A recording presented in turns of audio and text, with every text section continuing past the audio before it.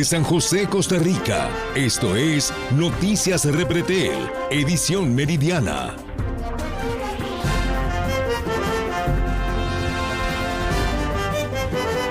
Hola, ¿cómo están? Buenas tardes, bienvenidos a esta nueva edición de Noticias Repretel.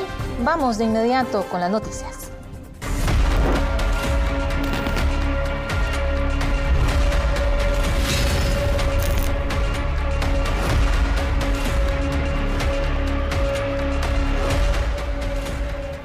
Una más, lamentablemente. Y auxilio era lo que pedía esta joven madre. Incluso fueron las últimas palabras que pudo gritar esta joven de solo 24 años al ser asesinada a puñaladas por su pareja, y todo frente a los ojitos de su hija de solo 5 años. El país se viste de luto ante un nuevo femicidio, en esta ocasión en San Carlos, en Barrantes. Usted nos amplía. Adelante. Melissa, realmente una mañana muy triste acá en Ciudad Quesada, donde se dio este lamentable hecho de violencia, este cobarde asesinato de esta joven de 24 años a manos de su pareja sentimental, un hombre de 25, quien hoy ya está detenido. En este momento se encuentra acá en los tribunales de San Carlos a la espera de ser presentado ante la Fiscalía y posteriormente solicitar medidas cautelares en su contra. Se trata de un exconvicto quien el 27 de noviembre anterior salió de prisión, se vino a vivir con su pareja después de 2 años de estar residiendo acá y también de haber descontado esta pena, y el día de hoy a eso de las 4:30 de la madrugada se dio este cruento asesinato luego de una discusión aparentemente entre la pareja. Un vecino fue el que escuchó lo que gritaba la joven, eso fue lo que le alertó y le permitió dar aviso a las autoridades vía 911. Sin embargo, a la llegada de las autoridades, lamentablemente ya estaba sin vida. La joven, identificada como Adriana del Carmen Abarca González, ella es el nombre de la nueva víctima de esta violencia contra las mujeres. Tan solo 24 años, su hija de 5 presenció lamentablemente estos hechos y es la principal atención en este momento por parte de familiares y también de las autoridades, porque ella requerirá pues algún tipo de tratamiento especial debido a lo que presenció. Múltiples puñaladas le quitaron la vida a esta joven de 24 años, principalmente en el cuello. Ella fue prácticamente degollada por este sujeto luego de atacarla. Y es que, como usted mencionaba, Melissa, ella gritaba: auxilio, auxilio, no, por favor, él tiene un cuchillo, y eso fue lo que despertó al vecino, quien acudió en su ayuda. Sin embargo, ya era tarde. El sujeto intenta quitarse la vida tras escapar por la parte posterior de la casa. Sin embargo, este vecino también logró contenerlo y mantenerlo así hasta que llegaran las autoridades de la fuerza pública y procedieran a su detención. Él fue trasladado inmediatamente a celdas del organismo de investigación judicial y ya se encuentra pues en custodia. Triste, lamentable, 3 femicidios ya registra este 2026, y es que se mantiene en la proyección y lo que ha sido el comportamiento que se dio durante el 2025. Según datos del Observatorio de la Violencia contra las Mujeres, durante el 2025 cada 10 días se registró un homicidio, un femicidio de una mujer, y en promedio 3 cada mes, según el reporte de las autoridades. Y esto se vuelve a cumplir este 2026 en el primer mes del inicio de este año, donde 3 nuevos femicidios se han registrado. Uno en el sector de Quebrada Ganado, en Garavito, donde una mujer fue asesinada por su yerno cuando éste llegó a atacar a su expareja. Defender a la joven llevó a que esta mujer de 63 años fuera asesinada el pasado 25 de enero también, pero en Bahía Draque, en Osa, también Punta Arenas, se da otro caso donde las autoridades son alertadas por 2 cuerpos dentro de una vivienda. Se llega y se encuentra a una mujer sin vida, y al sujeto también se presume que la asesinó y posteriormente se quitó la vida de un disparo en la cabeza. Son hechos sumamente lamentables que se vienen dando, y donde al menos 32 de las víctimas de femicidio el año anterior eran madres, así que es una gran cantidad de personas que han quedado huérfanas debido a que sus madres fueron asesinadas, pero también la mayoría son niños. En el caso particular de acá, como les indicaba, la acción de un vecino es lo que alerta sobre esta situación tan lamentable al escuchar los gritos que daba la joven cuando trataba de que alguien la auxiliara para que le salvara la vida. Yo lo que escuché, porque yo estaba durmiendo con mis hijos en la cama y mi esposa, lo que yo escuché fue que la muchacha gritó: él tiene un cuchillo, y llamó. Entonces yo me levanté a ver qué era el asunto, y cuando yo escuché que ella decía Yaron no, y la chiquita decía papá, no, entonces yo derribé la puerta y vi qué era y le dije: ¿qué hiciste? Y el único que me dijo fue: necesito las tenis blancas porque me voy. Y yo lo agarré del cuello, me enojé tanto que lo agarré del cuello y lo pegué en la pared y le dije: usted de aquí no se mueve, cueste lo que me cueste, pero usted aquí no se mueve, le hago yo. Y saqué a la chiquita, que era lo más importante, porque ella era la hijastra, que yo estaba con ellos en el cuarto, y la pasé para el cuarto de mi esposa y mío. De ahí en adelante, mi esposa se levantó a ver y intentamos auxiliar a esta muchacha, a Adriana. Yo inmediatamente llamé directamente a la Fuerza Pública, di parte, di lo que expliqué, con dirección exacta y todo. Llegaron inmediatamente los compañeros de Fuerza Pública, hice parte por el 911, les expliqué la situación.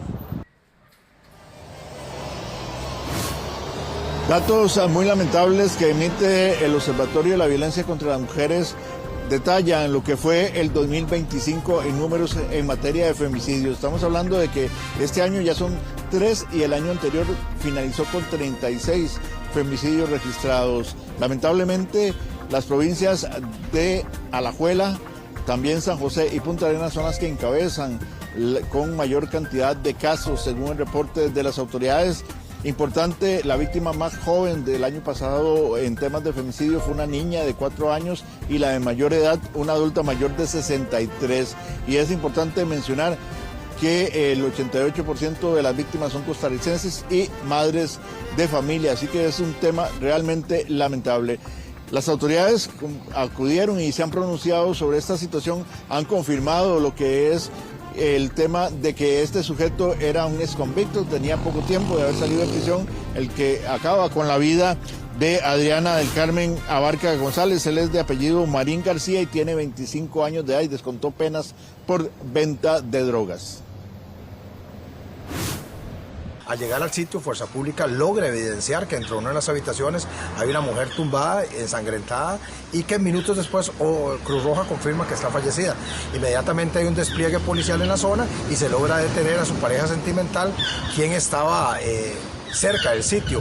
Es importante recalcar que esta persona detenida, de 25 años, de apellidos Marín García, recientemente, en noviembre del año pasado, egresó a un centro penal por el delito de venta de drogas y tiene amplios antecedentes de violación a la ley de psicotrópicos. La Cruz Roja costarricense recibe la alerta por el 911 en el cual se reporta una mujer adulta con múltiples lesiones por arma blanca. Esto propiamente en Ciudad Quesada, barrio Lourdes. La Cruz Roja dispone de una ambulancia de soporte básico al lugar.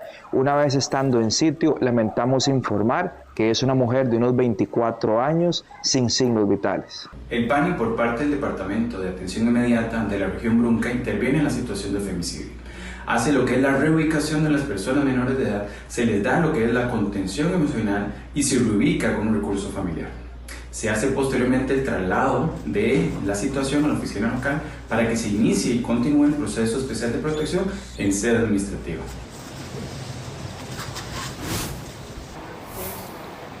Triste, definitivamente, Hernán, y lamentablemente se repite de nuevo ese patrón donde son personas que incluso recién salen de prisión y prácticamente salen a matar a sus parejas. Hernán, otro detalle en esto es que de los 3 asesinatos o 3 femicidios que se han presentado este mes, los 2 anteriores, las parejas o los homicidas se suicidaron también. En esta ocasión, bueno, es detenido por las autoridades. Melissa, sí, es muy lamentable y es un comportamiento y un perfil de las personas que se están viendo vinculadas en femicidios y como usted dice, sí, son personas que una vez que salen de prisión salen con actitudes muy violentas y las primeras en recibir o ser víctimas de ese ataque, de esta agresividad con la que salen estas personas de prisión, pues son sus compañeras sentimentales, parejas, esposas, novias o amigas incluso hasta hijas. Y es por esto que se están dando estos hechos tan lamentables con tanta frecuencia. No todos los casos tienen que ver con exconvictos, pero sí se ha vuelto pues recurrente que sean los principales sospechosos y acusados de cometer este tipo de atroces ataques, cobardes ataques contra mujeres indefensas en la mayoría de los casos, y que pues en algunos ya habían antecedentes de violencia doméstica, ya habían sido intervenidos y se había tratado de que la mujer dejara al agresor para que resguardar su vida. Sin embargo, en este caso en particular no habían reportes previos de violencia doméstica, así que pues era algo que solo al interno de la misma vivienda era que se conocía y ningún familiar había tenido conocimiento o algún vecino que pudiera alertar con mayor tiempo y evitar que hoy estemos lamentando la pérdida de la vida de esta joven de tan solo 24 años de edad. También es importante mencionar que en el caso particular de acá tenemos que hablar que la joven era vecina originaria de Alajuelita, el hoy detenido es vecino de acá, de Ciudad Quesada, y ellos, aunque estuvieron viviendo en San José, se habían trasladado a vivir a esta zona en búsqueda de trabajo. Sin embargo, como no conseguían, para los próximos días, incluso hoy al mediodía, tenían planeado regresar a San José, donde este sujeto había dicho que iba a ir a buscar alguna opción laboral. Sin embargo, en horas de la madrugada todo esto cambia al acabar con la vida de su pareja. Una situación realmente lamentable y que pues hoy tiene a dos familias enlutadas, una por el lamentable hecho de que su pariente está detenido por este atroz asesinato, y la más grave es la situación de la niña de 5 años y la pérdida de un ser querido, como es el caso de Adriana del Carmen. Ninguna niña debería vivir una situación de estas, niña o niño, definitivamente. Muchas gracias, Hernán. Le daremos seguimiento, sobre todo a las medidas cautelares que se le impongan a este sujeto. Pasamos a otro tema, y es que la Policía de Control de Drogas desarticuló una peligrosa banda dedicada al narcomenudeo y cometer también asaltos y balaceras para el control de territorio, esto en el Roble de Punta Arenas. Los operativos permitieron la captura del líder y además 6 personas más, entre ellos, una vez más, 2 menores de edad. Sheila Paniagua nos tiene el detalle. Sheila, adelante. Fueron 6 allanamientos los que realizó la Policía de Control de Drogas la madrugada de este jueves, específicamente en barrio El Chagüite, ubicado en el Roble de Punta Arenas, para desarticular esta estructura que es conocida como la más violenta de la zona. Vamos a ir directamente a las imágenes del ingreso de los oficiales a estas viviendas.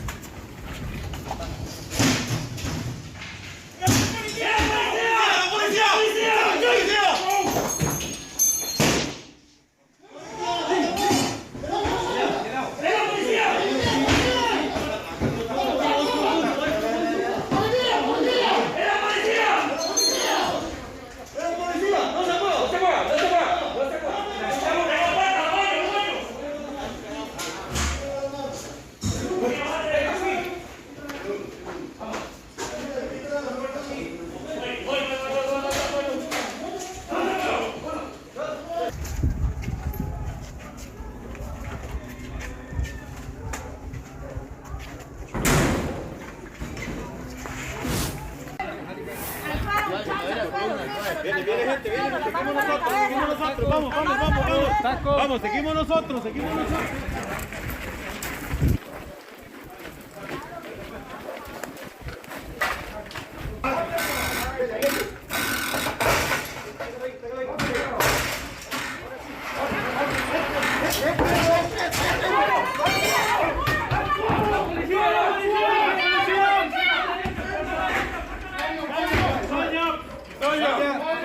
¡Cizalla!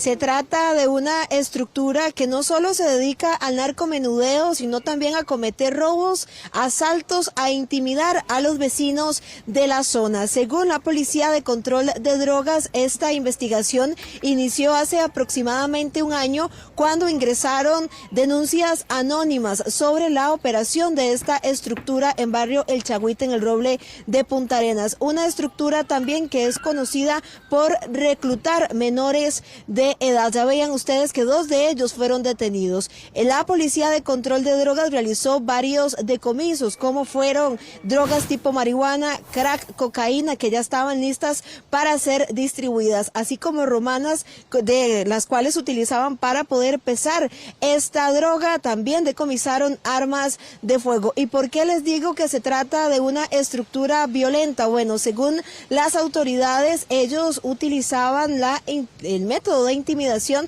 para atemorizar a los vecinos de la zona con armas de fuego. Además, provocaban balaceras, esto como disputa con otras bandas para poder adueñarse ellos completamente de este territorio, de esta localidad que mantenía atemorizados a los vecinos de la zona. Fueron 7 personas las que detuvo la Policía de Control de Drogas en horas de la mañana en esta comunidad, entre ellos un hombre de apellido Obando Vázquez, quien es el líder de esta estructura, quien es conocido con el alias Pascual, quien tiene antecedentes por infracción a la ley de armas, tenencia de drogas y delitos contra la propiedad. Pero también les indicaba la detención de 2 menores que en apariencia ellos integraban esta estructura y que funcionaban como en el equipo de seguridad, que así llamaban ellos. Vamos a escuchar qué dice don Steven Madden, director de la Policía de Control de Drogas, sobre estos operativos.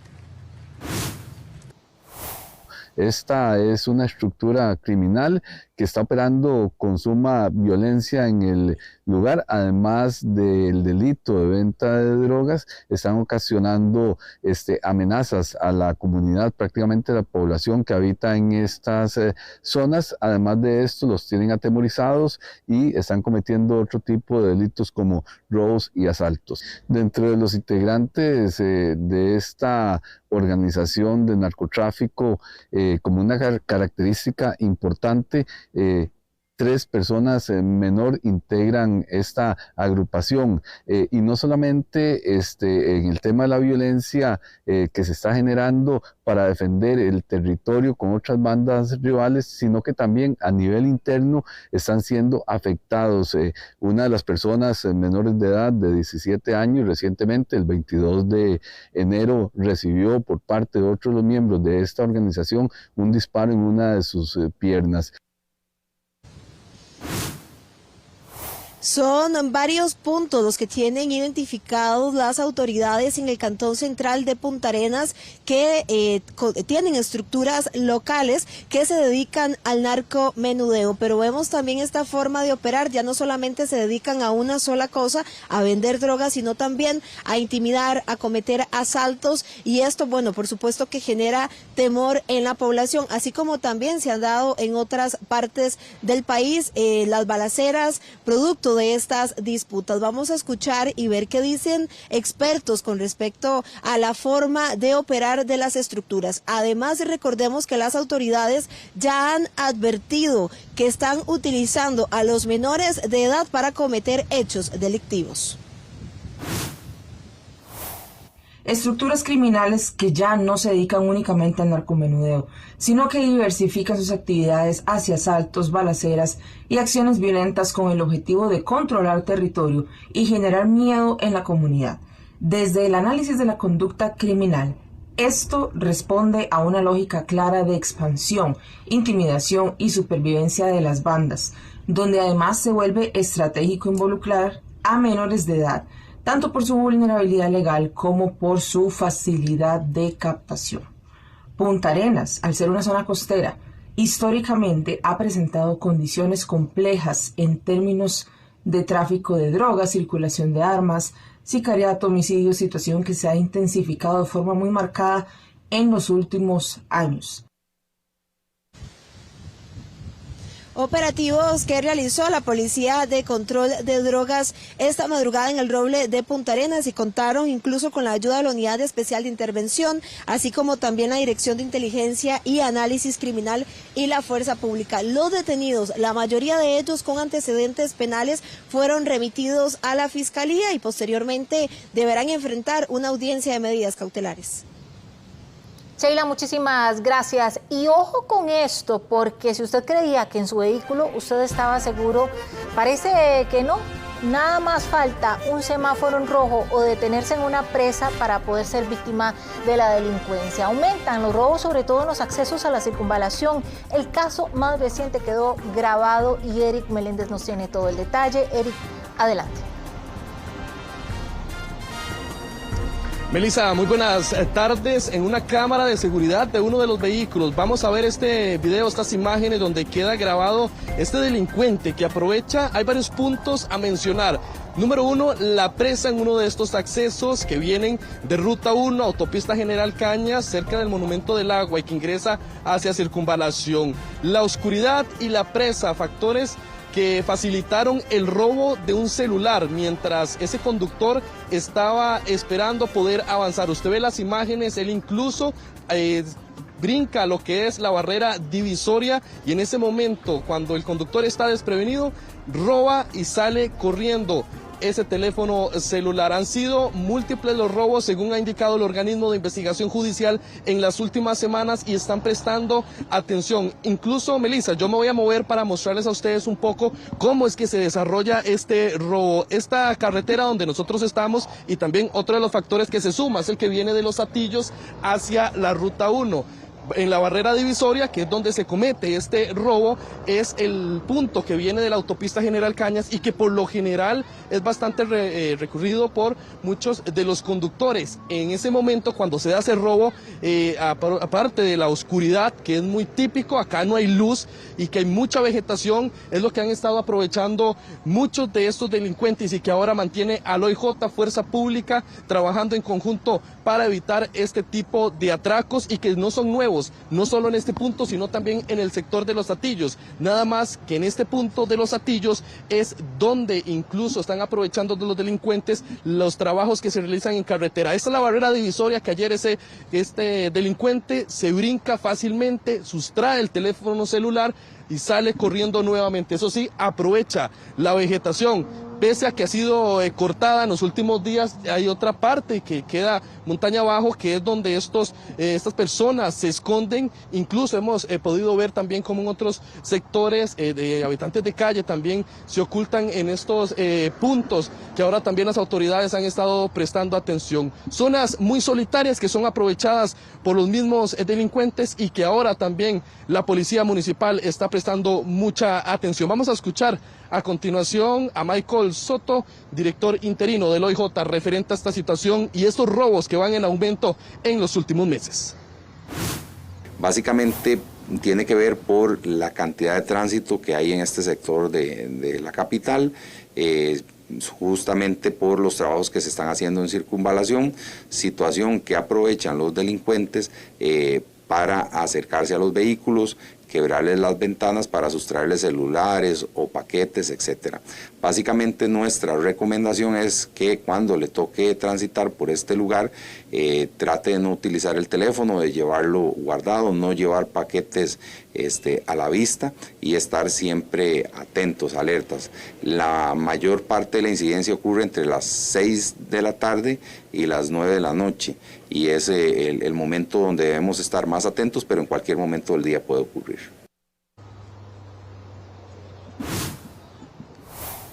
Estos momentos estamos a otro punto de esta carretera. Vegetación que queda totalmente oscura en la noche y que es aprovechada por todos estos grupos de delincuentes que, según ha indicado el OIJ, la Policía Municipal, se han movido desde otros puntos de San José para venir y situarse en estos principales accesos. Hablamos de circunvalación y también Los Hatillos, donde mayor incidencia se están teniendo por parte de las autoridades. Hechos que se siguen presentando en nuestro país y que, según también señalan expertos en seguridad, han estado siendo recurrentes y dejan muchos, podemos decir, de forma lucrativa para estas organizaciones ante estos robos, principalmente de teléfonos celulares y artículos tecnológicos. Dentro de las víctimas favoritas son las damas, las mujeres que van solas con la cartera en el asiento del acompañante, luego los turistas que difícilmente van a poner resistencia contra un tachonazo, contra una quebradura de ventana. Por último, los adultos mayores y las adultas mayores que igual llevan su cartera o bolsos en asientos de forma visible, y vehículos que no cuentan con protección contra rotura de vidrios. Ellos también pueden identificarlos. Entonces, lo que se tiene que hacer es, lamentablemente para prevenirlo, es no portar artículos visibles. La cartera, lamentablemente, tienen que llevar a las damas debajo del asiento. En segundo lugar, dotar el vehículo de aditamentos de seguridad. El polarizado contra golpes es el más efectivo y el que mejores resultados ha dado en materia preventiva. Adicionalmente, nunca está de más portar algún artículo de defensa, un gas pimienta, un GPS, una alarma sonora, para poder defenderse en caso de que el ataque escale. Reitero, estos grupos están evolucionando, ya están migrando hacia sectores como el bajo de Calle Morenos, están migrando hacia los alrededores de la Sabana, porque están tratando de diversificar sus ataques. El esfuerzo policial ha sido muy fuerte, sobre todo Policía Municipal de Escazú, Policía Municipal de Belén.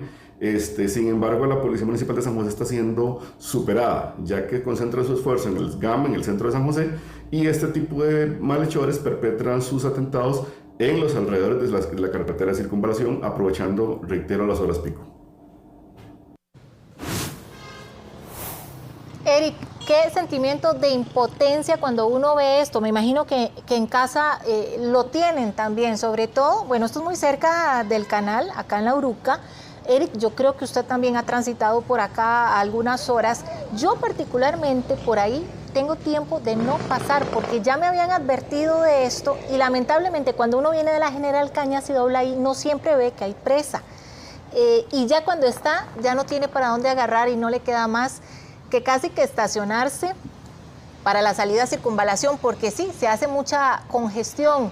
Ahora, Eric, usted ya lo decía, hay poca iluminación, hay mucha vegetación, quitar los árboles nunca debería ser una opción, pero ¿qué otra solución hay más allá de la prevención del conductor? Quizás iluminar más esta área, Eric. Melissa, precisamente ha señalado el OIJ que está trabajando en conjunto también con Policía de Tránsito, Policía Municipal y Fuerza Pública para iniciar con una serie de operativos o aumentar esa presencia policial principalmente en estos sectores donde ha existido un repunte en estas incidencias. Y es que, como usted lo señala, no hay de otra, muchos conductores quedan atrapados. A esta hora está un poquito más fluida la situación, pero bueno, en horas de la noche es cuando hay un mayor alto nivel, afluencia de vehículos principalmente, y ahora que la circunvalación se ha convertido en una de las carreteras más transitadas en San José por facilidad para llegar a otros puntos de la capital, pero bueno, es parte también de las acciones que tendría de momento lo que es el OIJ para minimizar esa cantidad de denuncias, pero parte de estos árboles se han convertido en ese escondite idóneo para que estas agrupaciones sigan atacando a los conductores. Hablamos con uno de ellos referente a esta situación y esto fue lo que nos mencionó. En la noche sí, en la noche aquí no hay iluminación de ningún tipo, ¿verdad? Entonces sí es de cuidado, andar las ventanas cerradas, ¿verdad? Y ya, y ojo al Cristo, como quien dice, ¿verdad? ¿Evita esta zona, por ejemplo? En las noches generalmente aquí no ando, ¿verdad? O sea, trato de salir pocas veces en la noche, si el trabajo lo amerita, pues está bien, de menos no lo hacemos. Incluso para las últimas horas se espera esa mayor afluencia por parte de efectivos para vigilar esta zona, Melissa. Eso sí, de momento muchas de las personas, y lo que recomiendan las autoridades es manejar con muchísima cautela, principalmente a la hora de conducir. Muchos de los conductores, eso sí hemos visto, ya también están acostumbrados y lo que hacen es manejar con las ventanas cerradas ante ese temor y ante esa incidencia que se están presentando de estos quiebraventanas en este punto de la capital. Fotografías del Facebook de la supuesta víctima fueron la prueba fundamental presentada por la defensa pública para que un juez penal de Cartago dejara en libertad a los sospechosos de supuestamente mantener a una mujer en cautiverio como pago de un préstamo gota a gota. ¿Recuerdan este caso? Bueno, si no lo recuerda, Fabián Mesa nos tiene todo el detalle y además nos cuenta cuál es la actualización sobre este caso. Fabián, adelante.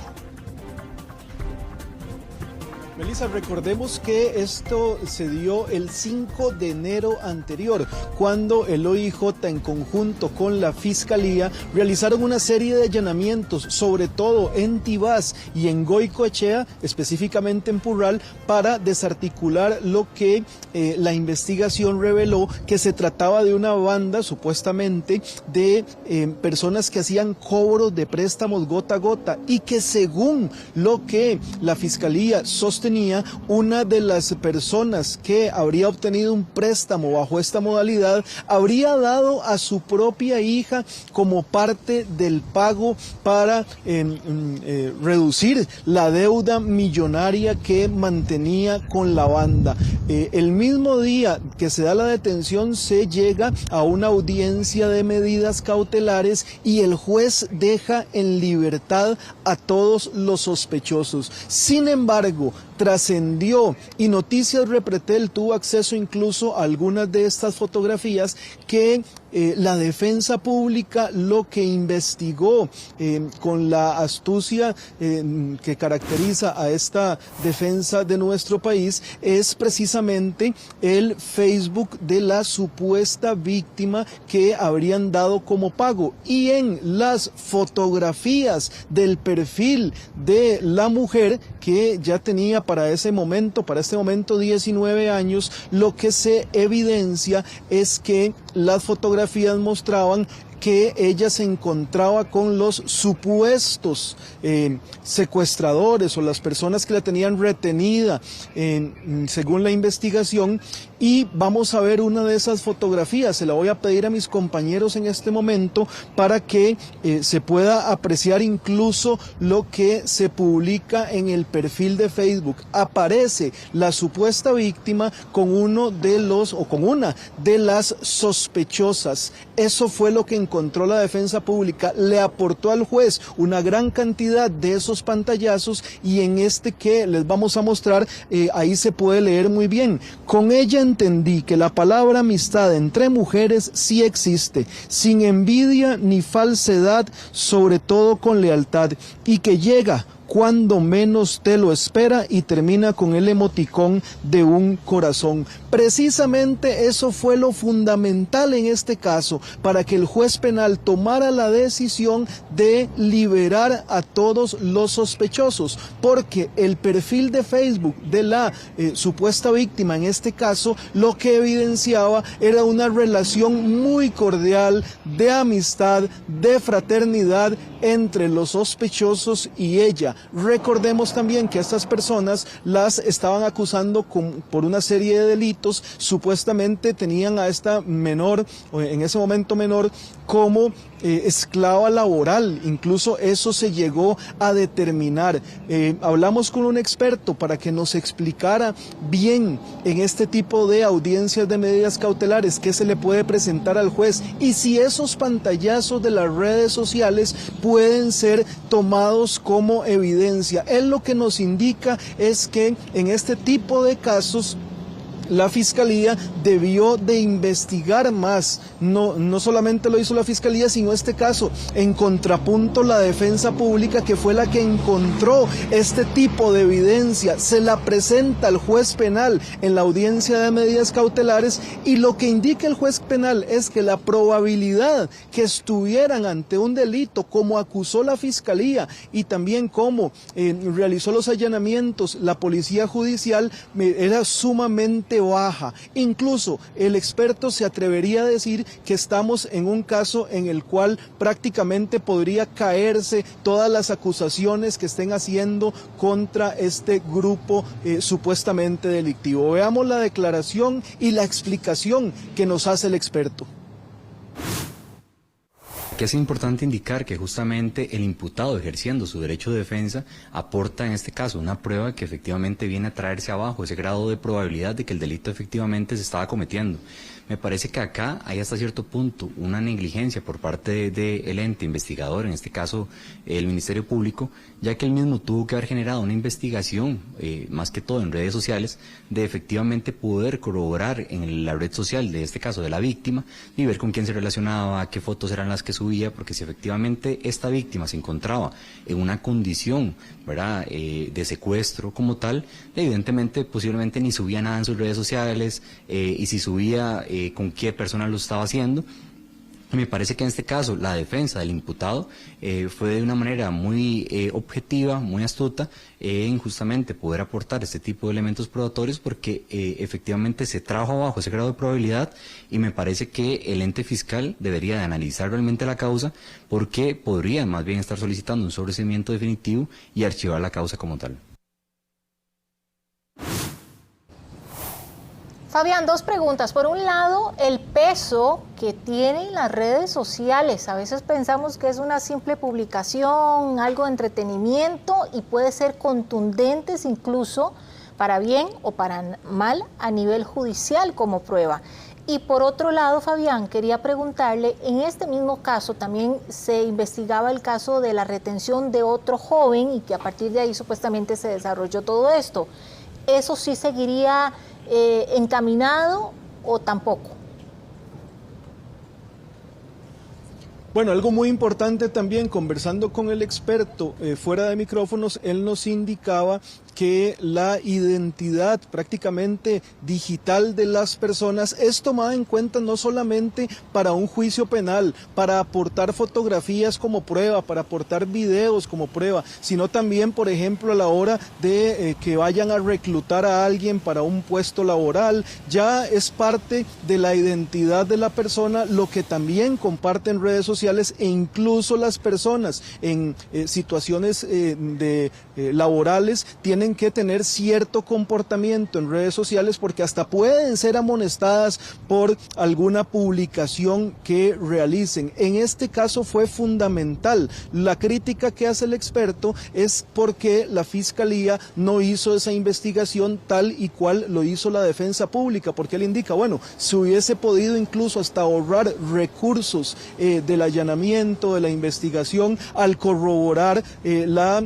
fotografías o las publicaciones que compartía la supuesta víctima de este caso, y evidentemente eso fue lo que tuvo el peso para dejar en libertad a los sospechosos. Y por otro lado, la causa sigue caminando. La Fiscalía, a raíz de del aporte de prueba que hace la defensa pública, va a tener que replantear su caso para ver si van a seguir con él o no. Y algo muy importante, Melissa, antes de despedirme, el experto también nos decía que haciendo un análisis de este caso, hasta podría caber una investigación a nivel de la inspección fiscal a las personas que estuvieron a cargo de esta investigación.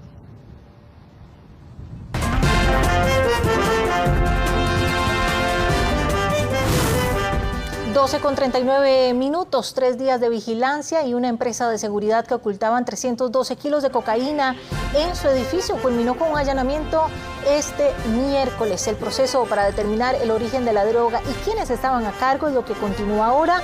Gustavo Díaz, adelante con el detalle.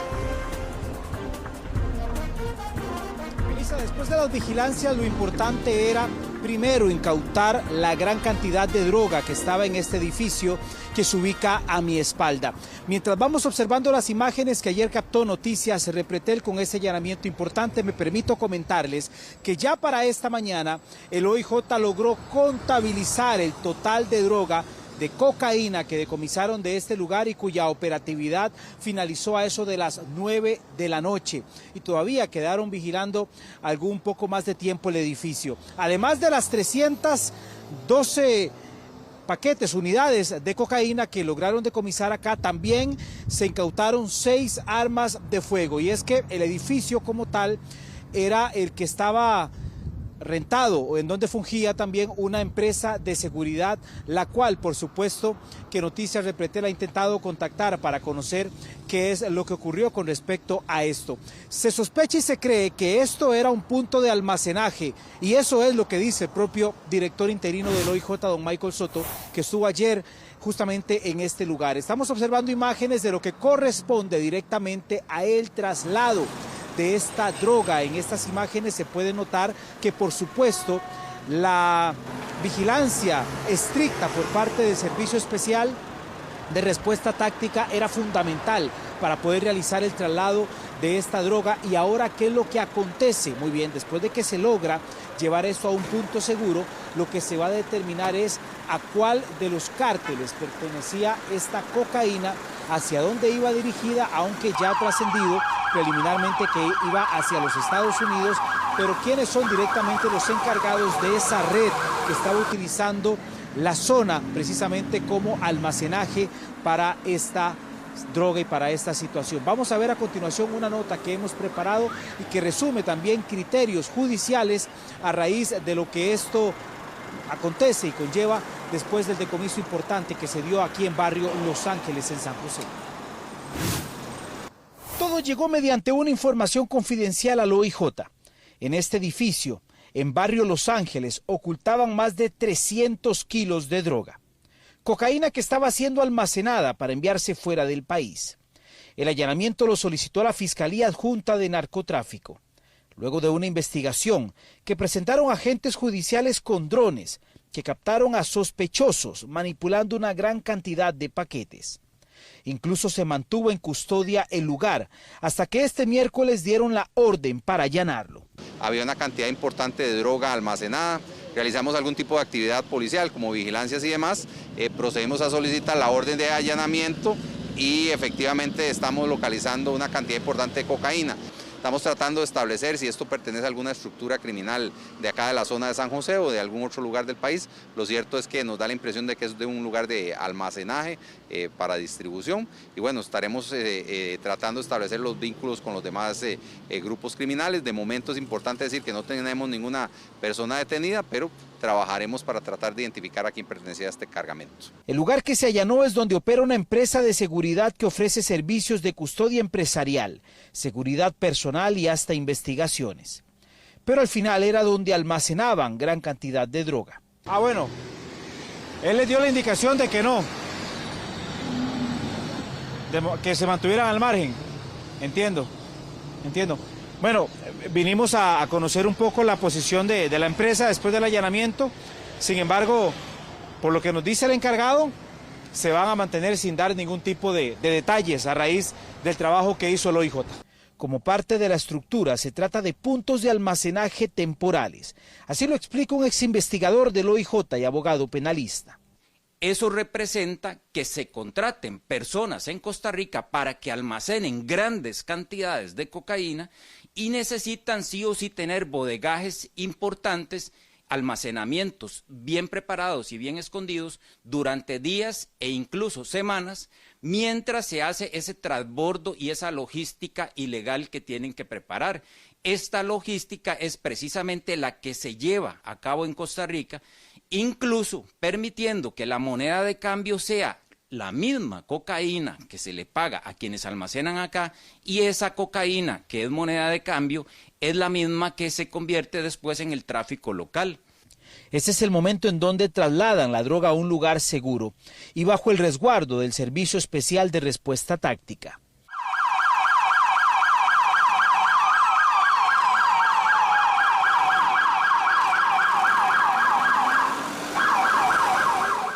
El decomiso de la droga significa un golpe a la organización en sus finanzas, pero cuando la policía es la que hace el decomiso, no termina en muerte para los encargados de esa cocaína. Las organizaciones pequeñitas que hacen ese almacenaje temporal en Costa Rica tienen que probar que fueron incautadas, incluso con los mismos procesos judiciales prueban de que definitivamente ellos no se la robaron, sino que fueron objeto de las autoridades judiciales de nuestro país para poder probar y poder mantener ese tipo de alianza ilegal y esa logística, o ser parte del engranaje de esa logística criminal para seguir trabajando en eso. Si no termina en muerte para ellos. No, solamente que haya sido una sustracción o lo que llamamos nosotros un tumbonazo. Este jueves las autoridades todavía continúan la investigación policial y determinar así dos cosas de manera pronta: a cuál organización pertenece y quiénes estaban a cargo de almacenar la droga. Revisar cámaras de videoprotección, determinar cuáles vehículos ingresaban, salían, cuántas personas, individualizar cada una de las participaciones, es el trabajo ahora todavía más detallado, arduo y con muchísima expertise por parte del OIJ para poder adjudicar esta cantidad de droga importante, este decomiso, a una organización criminal, muy posiblemente también con raíces muy instauradas en el Valle Central, propiamente porque aquí era en donde se encontraba esta zona de almacenaje. El trabajo judicial no solamente es aquí, también se ha extendido a otros puntos importantes. Y recordamos el homicidio que el día de ayer sacudió a la localidad de Getsemaní de San Rafael de Heredia, cuando un jamaiquino a sus 37 años fue asesinado. Apellido Hobson, quien ya tenía residencia en nuestro país, era una persona que tenía muchos años de vivir en suelo costarricense, y eso llevó a que el OIJ ayer, posterior a que se atendiera su asesinato, que detalladamente en el video se observa, fue un hecho de sicariato en donde esperaron que esta persona saliera de la casa que recientemente alquilaba en esa calle La Joaquina de Getsemaní de San Rafael de Heredia, para atacarlo, ultimarlo primero con arma de grueso calibre AK-47 y posterior la utilización de un arma 9 milímetros cuando lo siguieron y le dieron muerte. Era importante comenzar a estudiar la victimología de esta persona, y por eso el OIJ realizó un allanamiento ayer importante en donde decomisaron un arma 9 milímetros en la vivienda, pero también droga en pequeñas cantidades y documentación que va a ser analizada. Esto con el fin de determinar por qué fue que se dio este asesinato, el primero que ocurrió en Heredia en el 2026. Se debe tratar de construir la victimología de la víctima, y en este proceso y además en la búsqueda de evidencia se procedió a solicitar allanamiento para la aparente vivienda de esta persona, de donde sale segundos antes de que se dieran los hechos. Se ejecuta el allanamiento y se localizan varias evidencias, como una pistola 9 milímetros, munición y una pequeña cantidad de droga, probablemente para consumo. Estamos en el proceso de determinar si esta persona tiene que ver el hecho con un ajuste de cuentas o alguna otra motivación, y estamos en ese proceso de construcción de la victimología y del desarrollo de la investigación. Es información que hay que procesar para tratar de entender y analizar el contexto de la víctima. Me parece que sí hay documentos de interés que vamos a procesar y analizar con mucho detalle para tratar de clarificar los hechos. La estadística determina que de cada 10 asesinatos, al menos 8 están vinculados directamente con el tráfico local e internacional de drogas. El flagelo de las drogas que siempre cobra vidas en nuestro país. Gustavo, muchísimas gracias por la información. Y bueno, otro tema que ha generado mucha polémica, y es que podemos preguntarnos qué tan grave es ser sospechoso de violar, incluso de embarazar a una niña de solo 11 años. Bueno, parece que para algunos jueces no lo es tanto, puesto que no le impusieron prisión preventiva al sospechoso de violar y embarazar a una niña en Limón. El PANI presiona para que se encarcele a este hombre mientras avanza la investigación. Jesús Chacón nos amplía. Jesús. Así es, Melissa, una presión que se ha mantenido por parte del Patronato Nacional de la Infancia hacia el Ministerio Público, luego de que este hombre es sospechoso, el primer sospechoso que se mantiene, que sería el padrastro de esta niña, bueno, pues fue detenido durante el fin de semana, puesto a la orden del Ministerio Público. En ese caso se estuvo pues valorando hacer la prisión preventiva. Sin embargo, el juez determinó que en este caso no aplicaba, deja en libertad a esta persona, y es por eso que el PANI hasta estado tras este proceso para poder involucrar a este primer sospechoso de apellido Padilla para que vuelva a estar en prisión y que permanezca en prisión preventiva mientras se realiza todo el desarrollo de esta investigación. Parte de lo que se había estado comentando es que se le dio libertad por medidas cautelares que se le había interpuesto a este hombre. Entre estas, no acercarse a la menor, estar lejos 1 kilómetro tanto de la vivienda, así como también del centro educativo en la que la menor estudia y que bueno, habría sido también otro de los puntos que influiría en estas medidas cautelares, tanto el domicilio fijo como el trabajo fijo que mantiene este primer sospechoso. Parte también de lo que han estado monitoreando las autoridades del PANI y que han confirmado es que se han buscado incluir dentro de este proceso investigativo para poder solicitar la prisión contra este hombre y que recordemos que en el sector de Pocosí también se investiga a un hombre sobre una aparente violación a otra menor de 11 años. Ha sido parte también de lo que se ha estado trabajando el poco conocimiento y la nula activación del protocolo de 72 horas que mantiene el Patronato Nacional de la Infancia por parte de los educadores del centro donde pertenecía esta menor. Se ha estado conversando porque el centro educativo pues había remitido a la menor hacia la Caja Costarricense del Seguro Social por presunta obesidad. Sin embargo, lo que la niña mantenía era un embarazo. Ya cuenta con 6 meses de embarazo esta niña de 11 años y que ha sido parte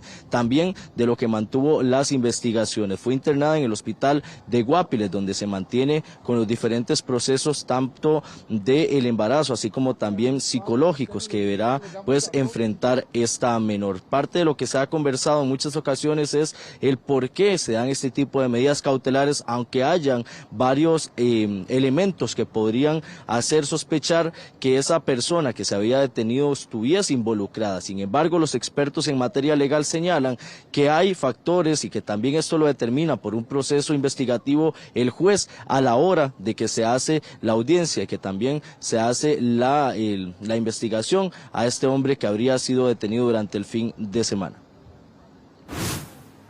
Muchas veces observamos, por ejemplo, que imputados donde existe un alto grado de probabilidad de que efectivamente sí cometieron un delito, quedan en libertad, nos cuestionamos qué es lo que sucede. Justamente lo que sucede es que muchas veces estos imputados tienen un fuerte arraigo laboral, arraigo domiciliar o arraigo familiar que efectivamente para un juez penal viene a corroborar que va a ser un imputado que se va a someter al proceso penal, que es un imputado que no va a venir a volver a cometer este delito o que va a venir a buscar a la víctima a obstaculizar la investigación.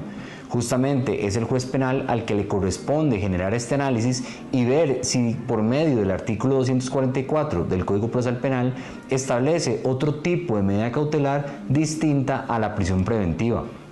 Es por esto importante que no existen delitos como tal, homicidios, violaciones, estafas, que sean delitos que vayan a tener una prisión preventiva siempre fija, sino que va a ser un análisis que va a tener que generar un juez penal para poder conceder esta medida cautelar que es la más gravosa o bien establecer una menos gravosa como por ejemplo impedimento de salida del país o quedar firmando cada semana o cada 15 días. Diferentes factores podrían provocar que los padres de familia puedan notar si su hijo o un menor de edad pues sufrió algún tipo de violación o agresión por parte de otra persona. Los expertos en psicología recuerdan la importancia también de monitorear esos comportamientos que manejan esos menores que inclusive podrían detallar muy fácilmente el alejarse de una persona, de algún familiar cercano y que esto podría también ser el motivo principal del por qué se estaría dando ese alejamiento. Otro de los puntos también son bajas en las calificaciones y por eso los expertos recuerdan mantener ese monitoreo constante en los menores de edad.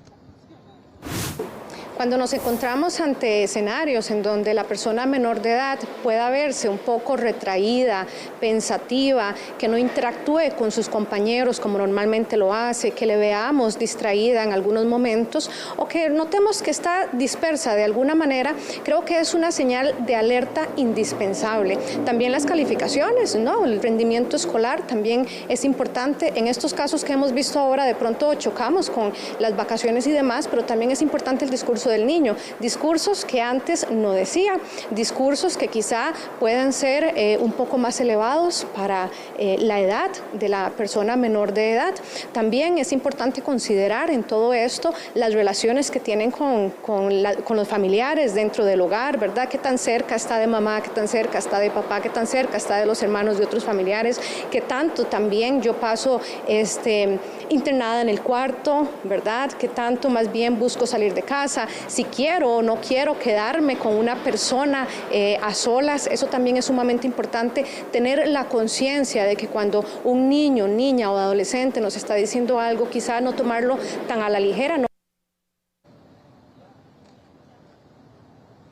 Desde el año anterior ya se encuentra aprobado este protocolo de salud mental para que se pueda utilizar dentro de los centros educativos. Sin embargo, los expertos del Colegio de Psicólogos recuerdan que no se ha implementado, no se ha incluido en esa fase educativa y sería de provecho para que los docentes y administrativos sepan cómo activar los protocolos cuando se dan casos de aparentes violaciones. Desde el Colegio de Profesionales en Psicología de Costa Rica estamos a la espera para que nos hagan el llamado para echar a andar los protocolos de intervención en los centros educativos en temas de salud mental. Esto es una reforma que fue aprobada en segundo debate el año pasado y es sustancialmente importante para poder trabajarlo en los centros educativos, no solamente para que nosotros podamos integrarlo y así de esta manera cuidar a la persona menor de edad, sino también para que los maestros e inclusive los administrativos tengan las capacidades para poder afrontar esto que nosotros hoy estamos viviendo. Es inaceptable que aun cuando tenemos una ley ya con el check, todavía no la hemos echado a andar. Ante la resolución que ha brindado tanto la Fiscalía como también la presión que ha realizado el PANI, pues se apeló a la decisión que se había tomado y se espera una nueva audiencia que realice el Tribunal Penal para poder nuevamente incluir esta prisión preventiva contra este hombre sospechoso de haber violado a esa niña de 11 años que había sido detenido, puesto en libertad, pero que ahora las autoridades presionan para que vuelva a ser detenido durante todo el proceso investigativo. Muchísimas gracias. Y la inteligencia artificial sigue siendo tema de conversación, no solo en nuestro país, sino a nivel mundial. Mientras Meta lanzará nuevas herramientas, ChatGPT cobrará por los anuncios.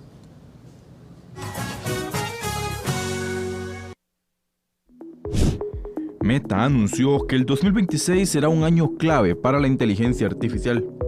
La compañía lanzará nuevos modelos de IA en los próximos meses, parte de su estrategia tras reorganizar su laboratorio de inteligencia artificial en 2025. La meta es avanzar hacia una superinteligencia personal que comprende el contexto, los intereses y relaciones de cada usuario. 2026 se perfila como un punto de inflexión en la inteligencia artificial aplicada al comercio y productividad empresarial. Por su parte, ChatGPT días antes anunció que incluirá publicidad en su plataforma.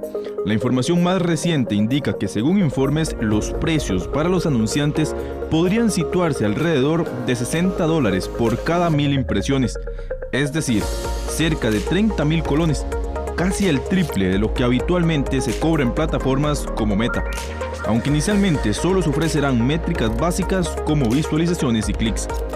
La empresa comenzará pruebas de anuncios para usuarios gratuitos y del nuevo plan económico ChatGPT Go en Estados Unidos.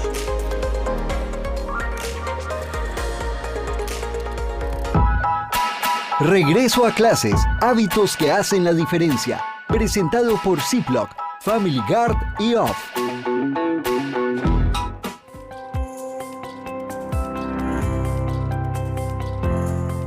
El curso lectivo está por iniciar y la preparación es clave. Verificar que el bolso incluya al menos un cuaderno, lápices, borrador, regla y materiales según la lista del centro educativo es primordial. También prepare con anticipación el uniforme oficial y revise que cumpla con las disposiciones del Ministerio de Educación Pública. Incluya una merienda saludable y una botella de agua reutilizable. No olvide documentos solicitados en caso de ser necesario. Una buena organización garantiza un regreso a clases exitoso.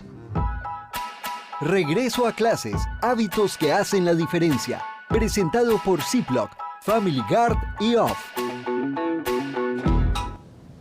Hacemos una pausa comercial, ya regresamos.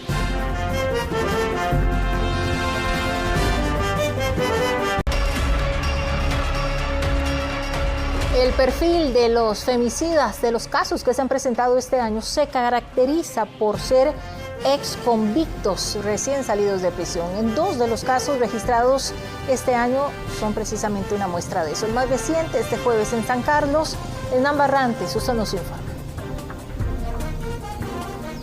Melissa, realmente preocupante este dato y sobre todo la cantidad de personas fallecidas víctimas de femicidio. Estamos hablando que 3 ya este 2026, que mantiene un ritmo similar a lo que se presentó durante el 2025. Cada 10 días una mujer es asesinada por un familiar, un expareja, novio, querido, etcétera, como usted lo quiera llamar.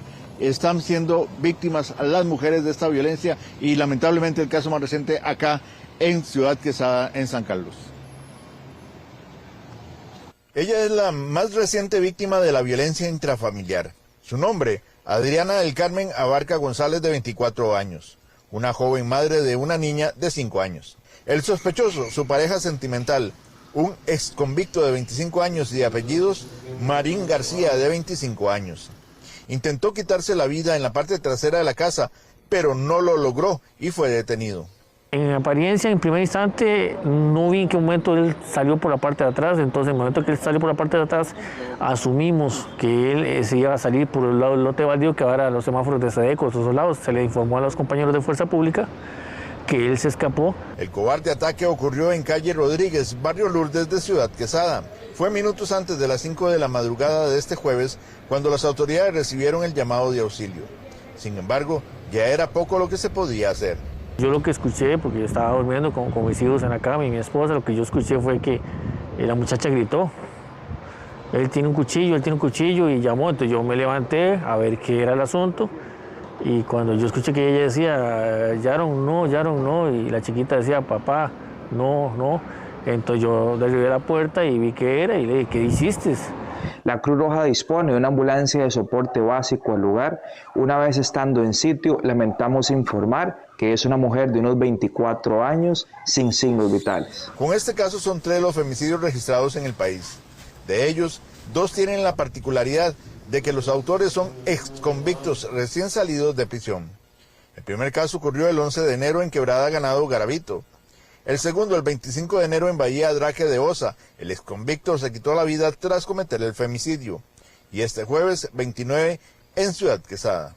Adriana del Carmen era vecina de Alajuelita, tenía 2 años de alquilar el apartamento donde ocurrió el crimen. El detenido había comentado que pretendían regresar a la capital para buscar opciones de trabajo. Él salió de prisión el 27 de noviembre tras descontar una pena por drogas. Inmediatamente hay un despliegue policial en la zona y se logra detener a su pareja sentimental, quien estaba cerca del sitio. Es importante recalcar que esta persona detenida, de 25 años, de apellidos Marín García, recientemente, en noviembre del año pasado, egresó a un centro penal por el delito de venta de drogas. El 2025 registró 36 femicidios. En 32 de los casos las víctimas eran madres. La edad de las víctimas va de los 4 años a los 63. La mayoría costarricenses, y los años 2011 y 2022 registran la mayor cantidad de casos. En el caso de este jueves no se tenían antecedentes de violencia doméstica. El PANI, por parte del Departamento de Atención Inmediata de la región Brunca, interviene en la situación de femicidio. Hace lo que es la reubicación de las personas menores de edad, se les da lo que es la contención emocional y se reubica con un recurso familiar. El sujeto se encuentra en celdas del OIJ. El cuerpo de Adriana del Carmen presenta heridas múltiples. Una en el cuello fue la más grave y le causó la muerte. La niña de 5 años, hija de Adriana del Carmen, fue dejada en custodia de una familiar cercana. Esta es una de las primeras hechos de violencia que cobra vidas acá en la zona norte del país y que lamentablemente es violencia contra las mujeres debido a este sujeto que toma la decisión de acabar con la vida de su pareja. Qué acto más cobarde, definitivamente. Hernán, muchísimas gracias por toda la información. En otros temas, 6 de cada 10 motociclistas fallecidos no tenían licencia para conducir. Josué Vargas nos tiene el detalle. Adelante.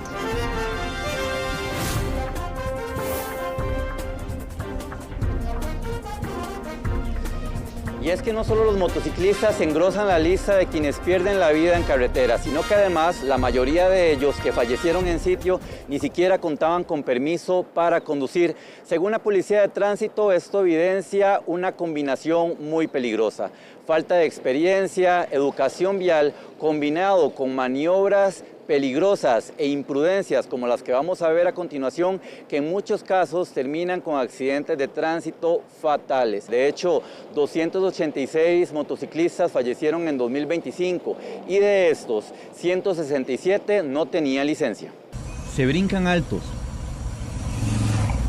hacen giros no permitidos, cambian de carril de repente sin avisar, o chocan entre ellos cuando buscan ganarle la carrera al tiempo. En muchos casos, estas imprudencias no viajan solas. Los conductores no tienen ni siquiera licencia de conducir. Desafortunadamente, en 2025, de los 286 motociclistas que murieron en el sitio del accidente, 167 circulaban sin permiso, el 58%. Porque creo que ellos abusan mucho de la velocidad y se meten entre los carros, entonces no tienen esa prudencia de adelantar por el lado donde no deberían. Según COSEBI, en el país hay 717,000 licencias para motocicleta. Aún así, la cantidad de conductores que se la juegan sin este permiso sigue siendo alta, en un país en donde se importan 290 motos nuevas cada día. Siempre andan corriendo deprisa, nunca ponen señales, se topa uno con personas que andan tomando. Nada está demostrado que porque usted tenga o deje de tener licencia se van a cometer más o menos accidentes. ¿Por qué? Porque la causa principal de los accidentes en mucho está por el diseño de las carreteras, por el mal mantenimiento, por esas divisiones que muchas veces ponen en las carreteras sin aviso. Para Tránsito, conducir sin licencia resulta en una combinación más que peligrosa. Creo que la experiencia es un factor importante en este tipo de accidentes mortales que se están dando. Ahora bien, y a nivel general es muy importante que tengan la documentación al día, como la licencia, esto en caso de que tengan un accidente y tengan una póliza. Las reprobaciones para licencia de moto aumentan de manera sostenida. 8.500 aspirantes fallaron en 2023, 15.000 en 2024 y 21.000 en 2025. Pero la cantidad de quienes ni siquiera lo intentan es incierta. Según Educación Vial, en este momento no hay ninguna excusa para obtener la licencia a conducir, ya que no hay listas de espera, como se ocurría en años anteriores. Y es que hay futuros conductores que ni siquiera se esfuerzan por obtener este permiso, por educarse y capacitarse. El llamado de la institución es a realizar la prueba y regularizarse para conducir en carretera. Y Costa Rica destaca en inteligencia artificial, ciberseguridad y gobierno digital a nivel centroamericano. Costa Rica registró avances en ciberseguridad, inteligencia artificial y gobierno digital, según evaluaciones recientes de organismos. En ciberseguridad, el país pasó del puesto 13 al top 5 de los mejores evaluados de la región, de acuerdo al BID. Cuando hablamos de rankings internacionales, no hablamos de aplausos ni de medallas. Hablamos de evaluaciones serias que nos dicen algo muy concreto. Costa Rica está preparada para competir, protegerse y crecer en el mundo digital. En inteligencia artificial, Costa Rica se ubicó en el 5º lugar regional de ILIA 2025. El índice destaca el desempeño del país en formación de talento humano. Y en materia de gobierno digital, el Banco Mundial clasificó a Costa Rica en el Grupo A, la categoría más alta. No es un lujo, es una herramienta que crea empleo, mejora la educación, fortalece la salud y moderniza los servicios del Estado. Pasamos de hablar del futuro a usar la tecnología para resolver problemas reales que impactan la vida de las personas. Desde el MISID se atribuyen estos resultados a un fortalecimiento de las capacidades institucionales en el ámbito digital.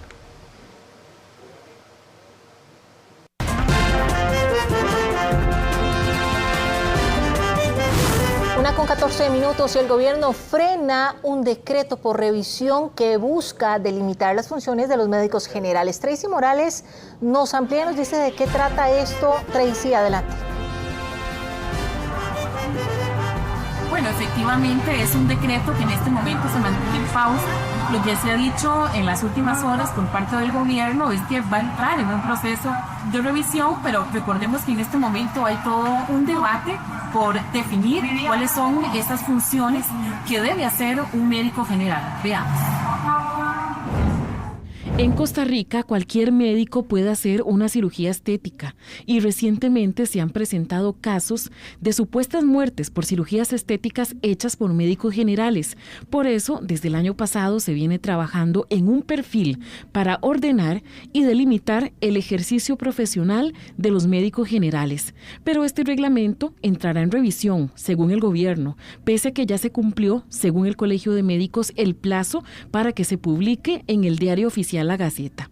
Es que los médicos cirujanos generales o los médicos generales están haciendo cosas que no deberían hacer y se han muerto pacientes en manos de médicos generales haciendo, sobre todo lo más controversial, cirugías estéticas. Y me dicen los otros médicos, los generales, no hombre, presidente, lo están baboseando, porque se han muerto también varias. Creo que lamentablemente son señoras, pacientes femeninas, se le han muerto a los médicos especialistas. Y yo estoy como viendo un partido de tenis.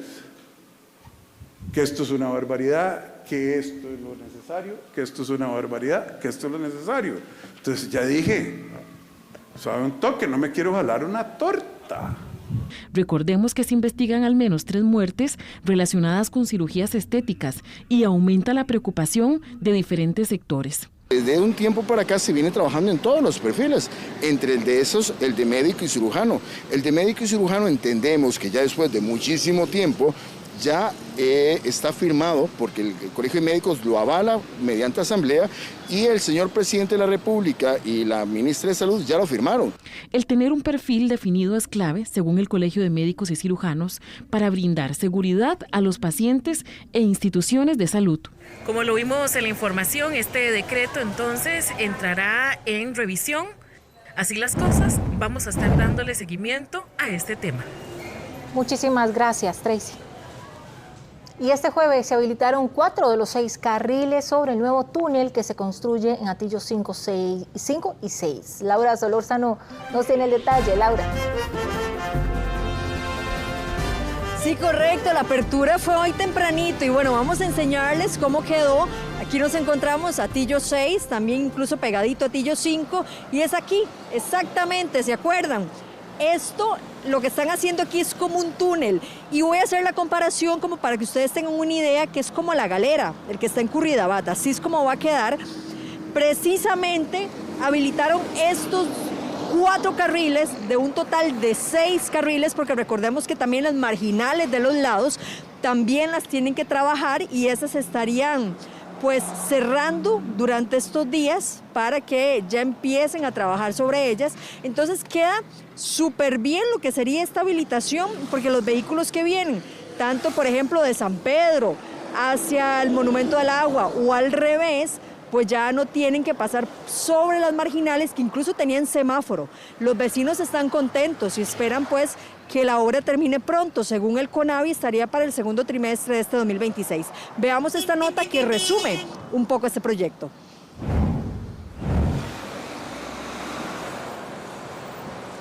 Del total de 6 carriles que conforman la circunvalación en el sector de Atillo 5 y 6, se habilitaron 2 carriles por sentido este jueves. Con esta apertura se cerrarán las marginales que servían de vía de tránsito por esta zona para continuar con la construcción del túnel. Excelente, porque vieras que era un problema para pasar de este semáforo al otro y después al otro. Era terrible. Y ahora que lo habilitaron, veo que, más bien ahora que venía, vi despejado, digo, qué raro, porque está despejado. No me acordaba que había abrir en la pista. Digo, entonces, totalmente, ¿verdad? Qué interesante. Cuando yo salí, yo me quedé asustado, mira, pero nunca vi para allá.